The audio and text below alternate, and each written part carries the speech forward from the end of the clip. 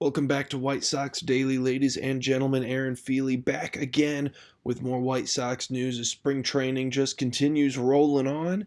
We do have a couple of cuts now, as a few guys were sent back down to Charlotte. Had some more news in regards to some of the big positional battles going on. We'll go ahead and jump right into some of that, but we'll start things off talking about the outcome of, yes, spring training. Outcome's not necessarily the most important thing in the world, but still, definitely something to monitor as White Sox fans, something to be excited about, even if it is just a practice game.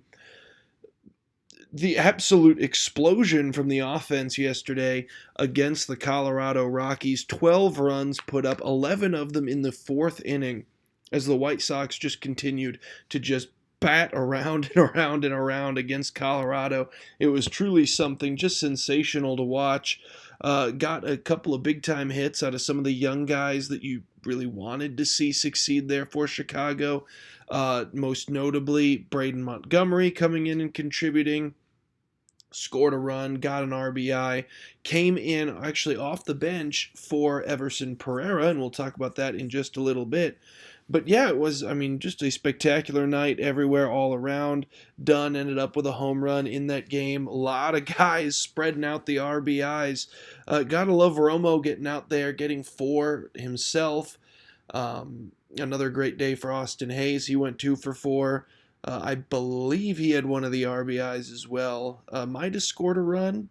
It was a little bit difficult to keep track through the 11 that all took place there in that fourth inning. It was just an absolute explosion for the Chicago White Sox. Not sure where that came from. Yeah, it was very 2020 of Chicago to take that game 12-3. Still looking to get that pitching kind of, locked in. Still looking to see if anyone separates themselves amongst the potential starters for the team heading into next year, to see if anyone can become either that ace or even just lock down those fourth and fifth starting jobs. Another great game, though, by the way, out of Isert. As Brandon Isert came out, we talked about him a little bit yesterday, potentially working his way into making this team. And he went out, pitched 2 innings, both of them scoreless, got a strikeout, only walked one, might have given up a hit or two, but left them completely off the scoreboard. Another nice outing for him. We talked about, though, just a second ago, Everson Pereira coming into that ball game, being in the starting lineup right off the bat. They had him hitting second. As he finally made his spring debut for Chicago. Wasn't anything to necessarily write home about, but hey, he's finally out there. We are getting at bats. We are getting some right field play out of Pereira, as again, one, maybe two outfield spots up for grabs for the Chicago White Sox this year. Basically had it confirmed by Will Venable. Andrew Benintendi, whether I like it or not, is going to see quite a substantial amount of time DHing this year. Not in love with it. I do not like our other outfield options. I think it's taking away DH opportunities from whoever's not catching that day, from whoever's not playing in the utility role, or whoever's not out there in the infield, because I think both of our infielders are still solid bats that aren't going to be in the starting lineup. I think Lenine Sosa, I think Murray, I think if he makes the team, Sam Antonocci. I think these are guys that I would rather see in a DH role if they can't be out there on defense than have Benintendi DHing and have to then sit through another one of these kind of just there to fill a role outfielders. But Pereira's in the mix, has been. He was the odds-on favorite at the beginning of the offseason to get the starting center fielder role, and then he got injured at the end of February. Hasn't played at all spring, certainly has tanked his stock a bit. But good sign from him.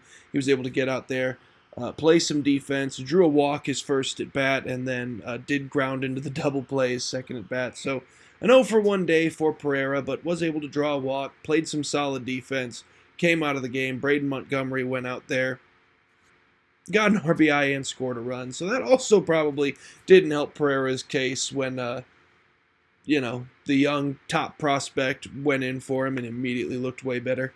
But It was just game one coming in off an injury. Had to expect a little bit of rust and had to expect a little bit of a slow start for Pereira.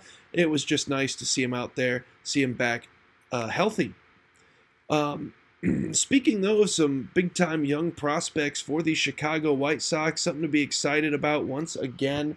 We're talking about George Wolkow, as Wolkow got a little bit of action last week in the Cactus League. Came in against the Arizona Diamondbacks. Did just end up grounding a little dribbler, or not a little dribbler, but just kind of a grounder into right field for a base hit, which, I mean, off the bat doesn't sound like a phenomenal debut. I mean, great, he got a single, whatever. The thing that makes it interesting, though, is that StatCast has been around in professional baseball through the minor leagues, through spring training, through Major League Baseball, regular season, postseason, the whole shebang. They've been there with the analytics, with the clocking the balls, with all of it. The launch angle, miles per hour off the bat, spin rate, all of that stuff is something you can thank StatCast for. They've been with MLB since 2015. They've been tracking all these things with their analytics teams. And one of the things that they've kept track of that a lot of major league teams really like to see is exit velocity.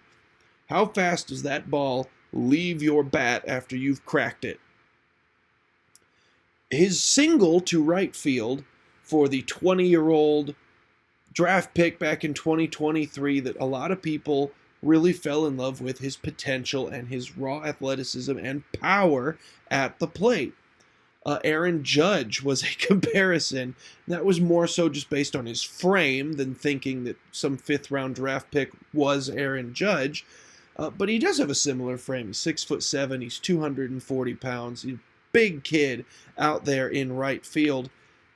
And he had an exit velocity on that single of 121 miles per hour, which puts him into a fairly elite, substantially significant section of company in Major League Baseball. Since 2015, when StatCast started tracking exit velocity, there are only 8 players across all Major League Baseball across 10 years, spring training, postseason, regular season, minor league baseball, all of it. Only 8 players have hit a baseball with an exit velocity of 121 miles an hour or higher. And now George Wolkow just added himself. He's only the 9th one to do it. That's a bit ridiculous. Only 20 years old. Again, it's just a base hit in a spring training game. But just as far as registering in a notable, visible, tangible way, how much power does this kid possess? Well, you just saw it. And to list some of the names there, of the 8 players that have managed to do that, you're talking about Aaron Judge, once again with those Vlad Guerrero, Giancarlo Stanton, a guy that we all know, power for days, Shohei Ohtani, and then O'Neal Cruz from the Pittsburgh Pirates are some of the other names that have performed this in the past.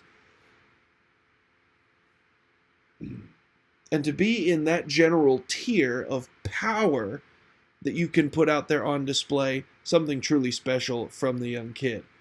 Something to watch, something to note, and something that should excite a lot of White Sox fans for the potential future of this outfield, especially, the faster we can get Wolkow and Montgomery onto this major league lineup, I think the more excited White Sox fans will be. And something a little bit less exciting, though, that we'll have to end on here. The White Sox did begin a little bit of that spring cleaning as a few of the early spring cuts had to be made. They sent 3 pitchers down to AAA Charlotte. Noah Schultz, again, expected, still super young, probably still a year away from when we'll see him on the Major League roster, but was one of the early cuts here into spring.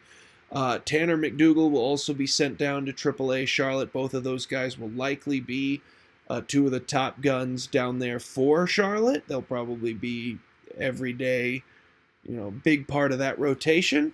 And then they also sent David Sandlin down, which was a little bit interesting, who the White Sox just acquired from Boston in a trade that was, like a month ago?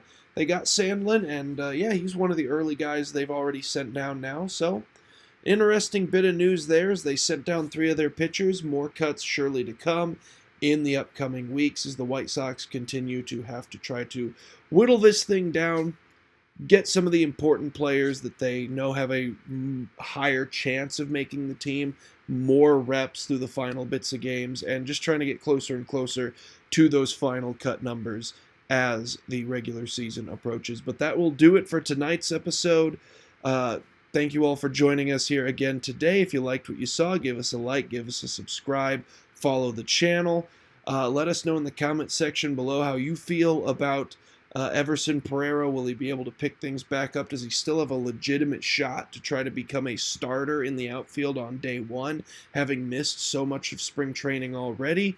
What are your thoughts on, George Wolko? How soon can they get him up? Let us know in the comment section below, and we'll see you guys tomorrow.